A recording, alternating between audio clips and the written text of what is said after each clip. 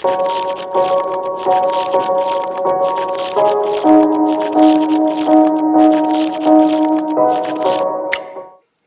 have learned the number one spiritual lesson in my life. I'm gonna do the ultimate drop the mic for you. Ready for this? Because I think it's for everybody too.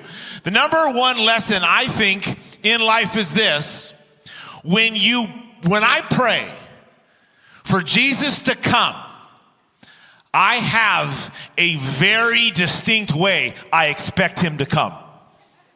Like, I have decided in my mind how he should come. I've decided in my mind when he should come. And I am certain that he should apply to my rules as to the when and the how he should come. The lesson is he don't ever do it that way. Have you figured that one out?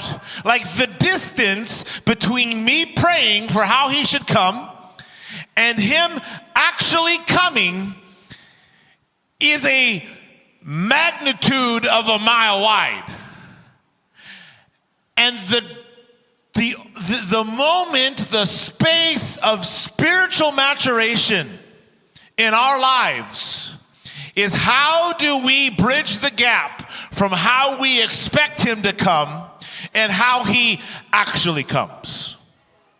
I'm convinced of this. If you want to really tell how spiritually mature somebody is, make them wait for something. And I'm not talking about your latte at Starbucks. I'm not talking about the tunnel traffic trying to get through the HRBT. I'm saying when you have contended for something, you have heard God speak that this thing will be so, and then heaven just waits. You want to see how mature somebody is? Make them wait for that. How we handle unmet expectations in waiting. That might very well be heaven's primary tool. I mean, it's what David's saying about for 37 chapters in the book of Psalms. I waited on the Lord. Because there's something that gets formed in you when you gotta wait than when you get it right away. And I have found this to be true. He never comes as fast as I want him to come. I mean, the old saints used to say it, child, he never early, he never late. He always right on time. The problem is his time and my time were never the same time. And the Advent is not just about him coming, though it is. It is about how we wait for him to come. And how do we navigate when then he does come, but it's just different than the coming that we thought he would come. 7 years ago, roughly, my wife and I and our family began discerning God was up to something in our life and had some transitions in store for us in ministry. And then the Lord uttered those epic 4-letter word, you gonna wait. And year 1 didn't happen like I thought. And year 2 didn't happen like I thought. And year 3 didn't happen. Are you sensing the trend here? Year 4 didn't happen like I thought. Year 5 didn't happen. And in that space, I was lamenting, complaining, and darn near cussing out God for not fulfilling the thing that he said he would come to do. And the Lord said, it is not about me coming, it's about your heart formation. Because Advent isn't just a sacred season that we celebrate about the theological truth of him coming to us. That is true, but it's a spiritual formation moment where Advent forces us into the constraints of waiting for promises that we would actually look like the God whom we're waiting for. This is what Advent is. Advent is nearly entirely about God fulfilling promises differently than anybody else thought he would fulfill it as. 900 years before the moment of his birth, the prophets are declaring he's coming. It's nearly 6,000 years before that, in the Garden of Eden, he said, I'm going to send somebody. And he came. And nobody caught it. Not because he didn't come, but because he came on a donkey, not on a horse. Because he came as a servant, not as a king.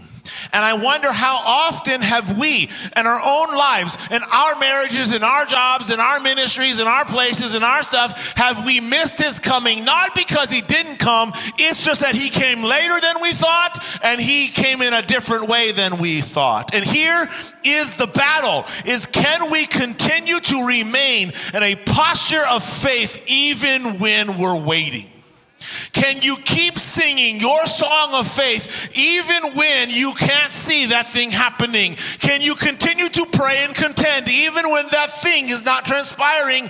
And can you continue to say, God, you are good, even when we see that he's done something, we just don't like how he did it? That is the song of faith of Advent. You see, everybody is going to wait. You are going to wait. Whether you like it or not, you are going to wait. The question is not, are you going to wait? Will you wait in faith?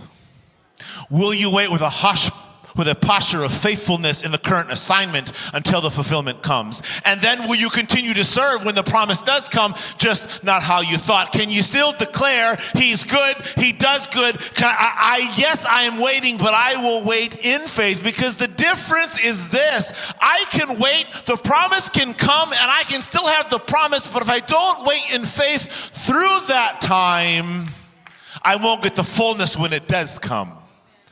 And I'm convinced heaven isn't just interested in you getting the promise that it said. Heaven wants you to have the promise in its fullness. Somebody say fullness. And I'm not talking about fullness like Thanksgiving pants. Fullness in the intended purpose of the promise to begin with is what heaven means. We are endeavoring over the next 4 weeks a sermon series called The Songs of Advent. Advent is a sacred season, as you heard, that runs 4 Sundays leading up to Christmas Day. And we will be looking at 4 songs found in Luke chapter 1. 4 individuals, four songs emerge that give us not some theological truth, though it does, but give us some practical take home, change the way you change diapers and do dishes kind of life, the way you're going to be different in your classrooms and your business places, kind of songs to sing that I believe can and will shape the trajectory of our lives in our church. And the first song that we are looking at is Zechariah's song, A Song of Faith. If you're taking notes, write this down. That is today's title of today's sermon. Now, Zechariah 1, verses 67 through 79 will be our primary text. You already heard it read through the Advent reading. I'm not going to reread that text. We are going to pick it apart, though, through the sermon. Just to give a little context for us who may not be familiar with the story. It centers around a guy named Zechariah. He is old. I can say that because he said that about himself. And Zechariah is also married to an old lady. I can say that because he called her old too. Zechariah is a priest. Back when God was establishing Israel, he said one particular family line is going to be the priest of all the family of Levi. And if you are born into the family of Levi, you are a priest. Zechariah was that. He was a son of the family line of Levi. And his wife, Elizabeth, also was from the family line of Levi. So they are like the super Levite family. At the time of Zechariah's life, nearly 2,000 priests of this line would serve the temple. There were so many of them that you would have to wait 50 weeks, and every person who was in that line, like Zacharias, would only be able to serve in the temple for 2 weeks a year. The rest of the weeks, you out farming, you out selling stuff, you out making stuff, doing whatever. In Luke chapter 1, it opens up with Zacharias, probably about 80 years old or so, serving his 2 weeks in the temple. And he's divinely then chosen to be the one who goes into the Holy of Holies to burn incense. And when he does, Gabriel shows up and says, Zechariah, the Lord is going to give you a baby. And Zechariah says, nuh-uh. Gabriel's like, yeah, for real. Real talk, you will have a baby. Zechariah says, no, but we old. And Gabriel says, this will be a sign to you. Your wife's going to bear a child, but because you did not believe. Because you sang a song of doubt, not a song of faith, you are not going to talk for 9 months. We'll come back to this in a moment. And our text in verse 67 is just after the baby comes, Zacharias names the child, we'll talk about this, and then the first thing that he does is he sings this song. And in his song, we see 3 refrains. A song of faith required for a different who, a different when, and a different how. Here's our roadmap for the rest of the evening, the morning. A different who, a different when, and a different how. First lesson, first refrain in this song of faith. If you're taking notes, write this down. Faith for a different who. This is what I mean by that. Sometimes our song of faith begins by simply believing that he will come to us. Sometimes we just start believing that though I'm old and though I'm barrenless, he still can come to my chaotic, self-induced, jacked up self. Advent song of faith begins to believe that he will come not to the theological world, not to the Christian world, not to every believer, but he will legit come to my life. To the chaotic mess that I've got myself in, he'll come to it. To the jacked up thing I just did last week, he'll come to me still. That there are no disqualifiers to him coming to your life. There's no special elite that he'll come to. It's special those who are disqualified. There are not his favorites. We are all his favorites. And he will come to whomever is willing to receive. And even sometimes he comes to those who don't want to receive him. His coming is not about you. It's about him. He comes because that's just what he does. He comes. When you were yet a sinner, New Testament says, he still came to you. When you were in darkness, he came to you. When you were in your sin, he came to you. And how often do we make ourselves so great that we think we can disqualify ourselves from him coming to us? And a song of faith begins with this statement, yes, I'm old, yes, I'm barren, but still he can come to me. Look what he says in his opening song, the very first thing out of Zechariah's mouth, verse 68. Praise be to the Lord God of Israel, because he has come. He didn't just come, he came to redeem them. This word come that Luke uses for Zechariah's song is this word that means to look upon, to help, to benefit, to have care for, or to provide. Zechariah is saying, he came for me. He came to me. He came for me. And I was one who physically couldn't do it. I was one who socially was cast aside.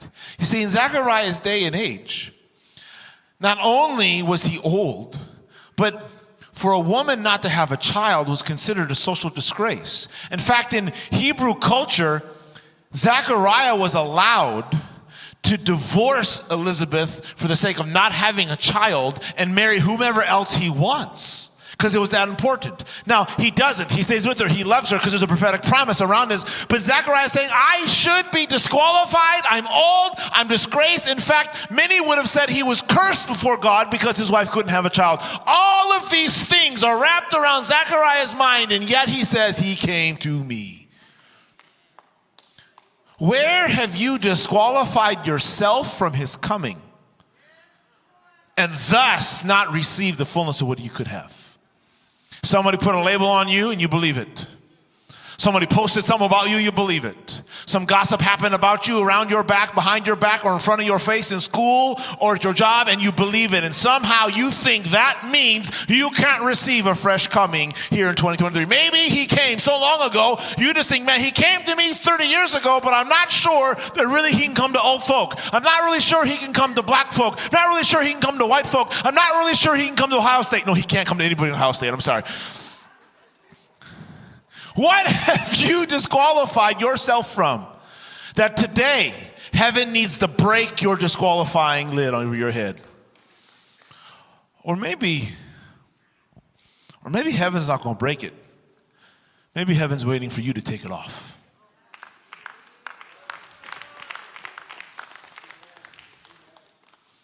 Because maybe that's a lid that only you can take off. Where do you need to say, come to me? Adam and Eve, where you at? Hiding in the garden. He came to him. Israel, enslaved. He came to him.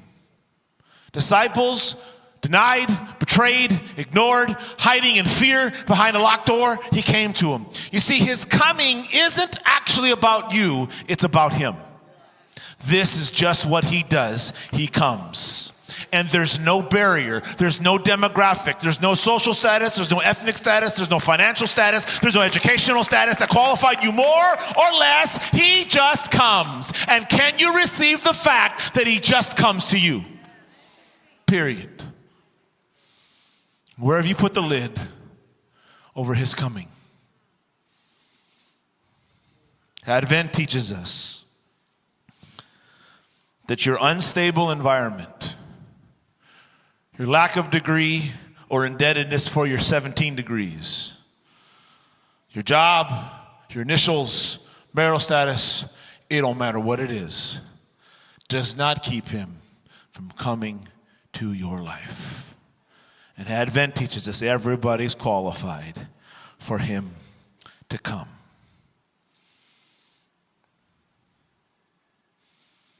I don't know that it's, as we'll talk about, the most important part of the Song of Faith, but it is assuredly the beginning to believe that he can come. Turn to somebody on your right or on the feed, type it in and say, he's coming to you. It's faith for a different who. The Song of Faith, however, has a second refrain, and it's faith for a different when. You see, if we're going to sing a song of faith about Advent and coming, we must have a song that can endure, first off, the length of time it takes for him to come. And secondly, we must have a song that isn't all just about us, but has the generations in view. Look what Zechariah does here now. After he declares that God has come, he says in verse 69, he's raised up a horn of salvation, which is a sign of strength and man of war in the house of his servant David. Now catch this. The first thing out of Zechariah's mouth is he talks about heaven coming not just in the 9 months that he got the promise. He pulls back on King David, which was probably about 1,200 years prior to this moment. 1,200 years he's pulling on a promise that God is now fulfilling. But he doesn't stop there. He continues, and then he talks about, as spoken through the holy prophets. I could see him referencing Isaiah, which would have been 900 years prior to this. And then he goes all the way back to Abraham. Verse 72, do show mercy to our fathers, to remember his holy covenant, the oath that he swore to Father Abraham. And he's not just talking about the song, Father Abraham had many sons. No. What church y'all grow up in? Did you learn that song? Father Abraham had many sons, many sons. Okay, thank you. I feel better now. Okay. Probably 4,000 years before this moment, 3 to 4. You see, Zechariah is first off declaring God's perfection in his timing. That's why the saints would say he's always right on time. It's not just because he has a time frame, it's because he has a divine purpose. And his timing always matches his divine purpose. Every one of the advents of God had perfect timing. Verse 80 is declared about John the Baptist. In some translations says that he was in the desert until the day or the moment of his manifestation. Jesus even said to his own mama, she wasn't Italian, he said to her, "It ain't my time, Ma." When Jesus was asked about his second advent, what did he say? There's a time and a purpose that only the Father knows. And Pentecost, the coming of the Holy Spirit, came at the perfect fulfillment of the Feast of Tabernacles. And every time we see heaven come, it's always about the right time. And the thing is he's perfect in the choosing of when he comes. Every biblical scholar, for the most part, lands on this truth, that the time that Jesus came, in terms of the Roman Empire, in terms of the Pax Romana, in terms of Roman roads that could carry the message of the gospel better than 264, was the perfect moment in human history for him to come. You see, it wasn't about 4,000 years ago alone. It wasn't that he was just slow on the uptake. It wasn't that he gave a promise and forgot about it. It was that he was waiting for the perfect fulfillment of the promise to come. And our song of faith, after we get over the first part of "Can he come to me?" it's "I trust the timing of when you will come."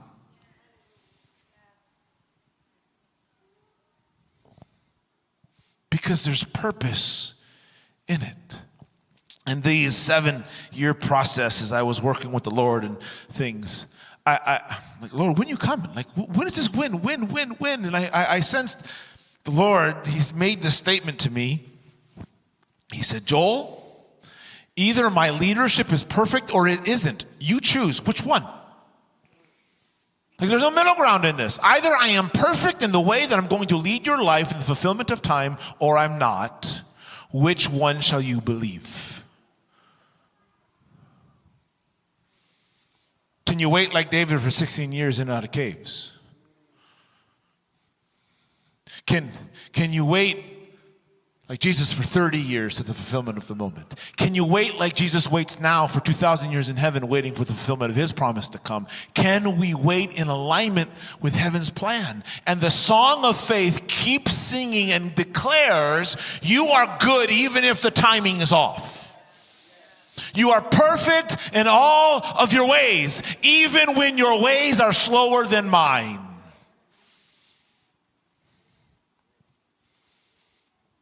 But it's not just about his perfection and his timing. It's about his faithfulness in the promises. If you're taking notes, write this down. When God speaks, he thinks in generations. He rarely ever gives a promise in which its fulfillment is in totality your life. In fact, I would argue, if the promises that he gives us are just in my span of 70, 90, or 100, or 150 years, however long you're going to live, how small of a God who gives promises is that? When the psalmist says he's faithful to generation, he's not just talking about one generation sees his faithfulness and then another and another. It's that there's a thread that the promises of Father Abraham are fulfilled in the promises of the sons of Zechariah. What if you are missing the fulfillment of your song of faith, of the promises, because you've made it all about you? And how are you singing your song of promise, not just for your life, but for your grandchildren's lives? And what if you stand at 97 years old, upset and frustrated with God because you didn't see all the promises when he never meant to do all the promises in your life? They were given to your great-great-great-great-grandkids. And how are you now at age 40, at age 50, at age 60, at age 25 and 19 learning to sing a song that isn't about your generation, but about another? Maybe it's a godchild. Maybe you're a Kids Hope or an LEC mentor, and what you are doing now is for the next generation for them. What if you're a foster parent who's bringing a kid in and the promises that over his life that he or she's going to get is something that God gave to you for them? What if you're a middle school or kid life small group leader in our church and there's a promise in your family line that isn't going to happen in you. It's going to happen in somebody else's kid that you have mentored into. See, Zechariah here prophesies the fulfillment didn't start with him, but started a long time ago. Through this journey of these 7 years, roughly, about 3.5, 4 years into it maybe, I don't know. No, before that. My wife and I think we're moving and we're going to Jordan to become global workers there. And we're walking up the streets the last night in Amman. And we're praying. Ministry has been really great, wonderful, all the stuff. And the Lord asked me this question. You know, ministry had been good, but we hadn't heard the yes, go kind of thing, right? And we're walking, and the Lord says this question to me. He says, where's your inheritance? Well, inheritance is something you get from somebody else, right? Generally speaking, an older person. Like, I told Avery this, I feel like the Lord is saying no to Jordan. My inheritance, aside from my father who was a pastor for 45 years, was my grandfather who in South Central LA for 35 plus years pioneered a multiethnic church in the Watts district. Maybe the Lord is saying something about a multi-ethnic church for us here, Avery. Can we live unto that? So now fast forward, and I'm beginning to dream a little bit through this transition about what God might have for our church, what we as a collective family amongst many campuses might see Hampton Roads transpire. And I'm beginning to dream a little bit, God, you can do this and this, that, and the other. And I'm finding that I am dreaming in a vacuum. And I sense the Lord say to me, son, stop it. Some of the promises that I'm going to fulfill the next 30 years at New Life didn't start with you. It started in a prayer meeting in South Dakota with a guy named Dan and Rhonda Backens when they were 15 and 19 years old praying. It started with a pastor named Kevin Turpin in Buffalo praying through some stuff. It started in a Greenbrier location 25 years ago with a guy named Melvin and Denise and others praying, and the D'Amelios and others who prayed something out. You aren't going to see something in your life that just started with you. Can you get your eyes generationally up? I'm thankful for the elder statesmen and women in this house and Pastor Dan and Kevin who pioneered promises, and I believe some of the things we will see in the future happened because they prayed 35 years ago. What if your advent is wrapped up around your generational transference to somebody else? Where's your inheritance? And it may not be in your lifetime. Here's my homework assignment for you today. How are you positioning the next generation for the promise you're contending for right now? How are you defining the fulfillment and success of God doing that promise in your life, but in a 9-year-old right now? How, parents, are you parenting your children unto the greater promises He's given you?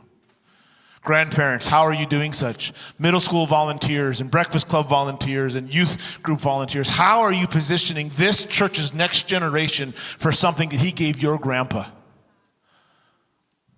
That's the different win. Yes, our own timing, but we teach our own children and grandchildren and spiritual children how to grab hold of something, how we waited, that they may wait for themselves. But it's not just about a different who. It's not just about a different when. But the song of faith of Advent has a different how.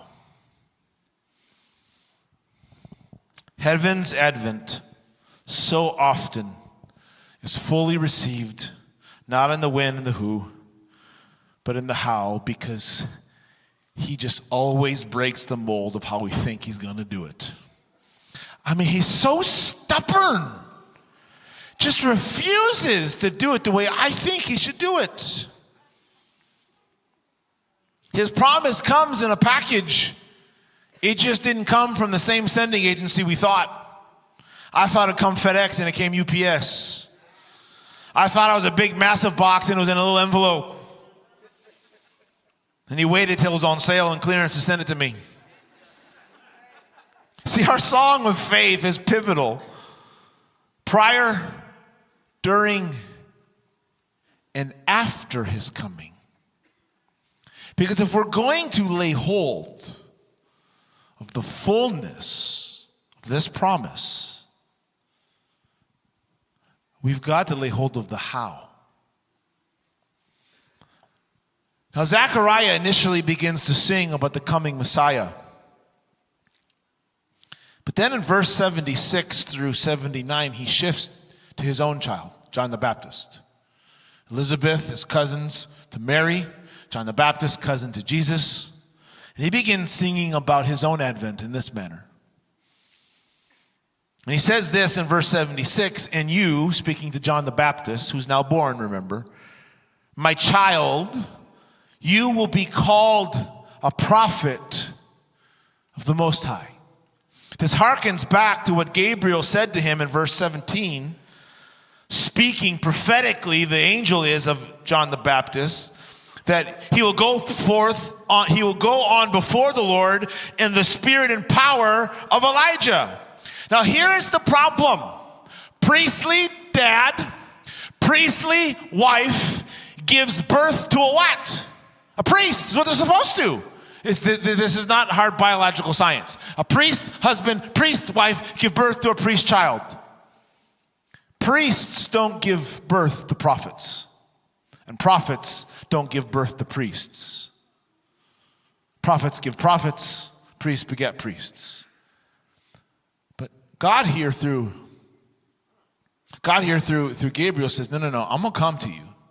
And it's going to be what you've waited for 80 years. But priestly Zechariah, priestly Elizabeth, I'm going to give you a prophet. Can you align to the advent even when you get a prophet when you thought it was going to get a priest?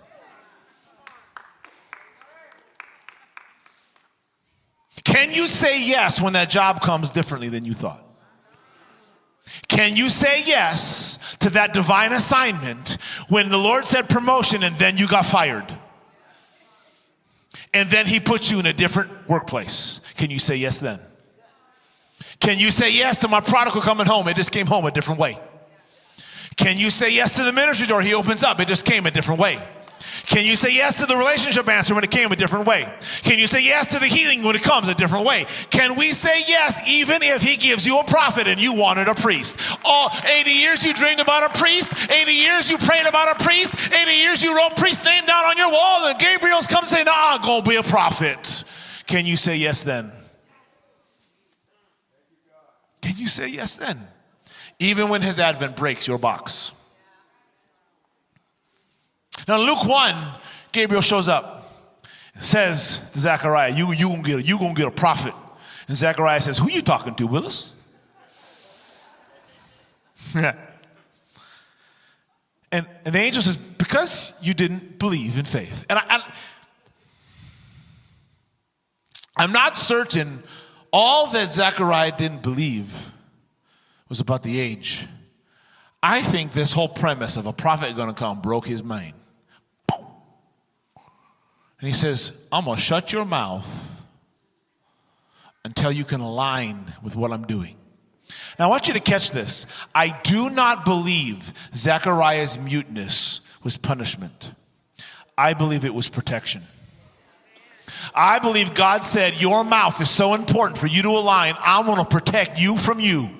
I'm not going to let you talk until you can say yes to what I'm doing.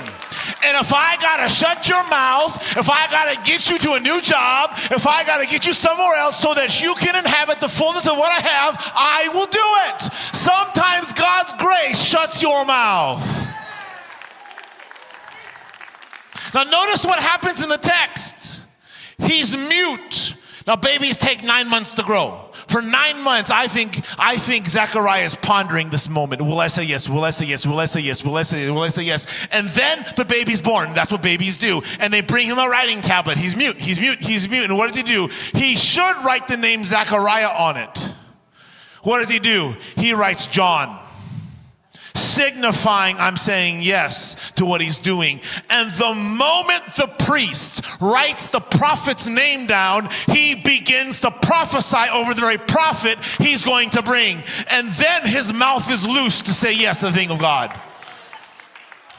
Where are you right now in your life that heaven's advent has come? You just have yet to say yes to it. You've rejected the coming because it didn't look like you wanted it to come. Maybe today, if I can get my team, my singers and musicians up, please. We got to land this plane.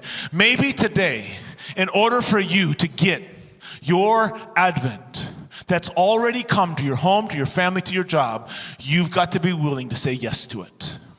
And maybe he shut your mouth over a time and you've seen it as punishment.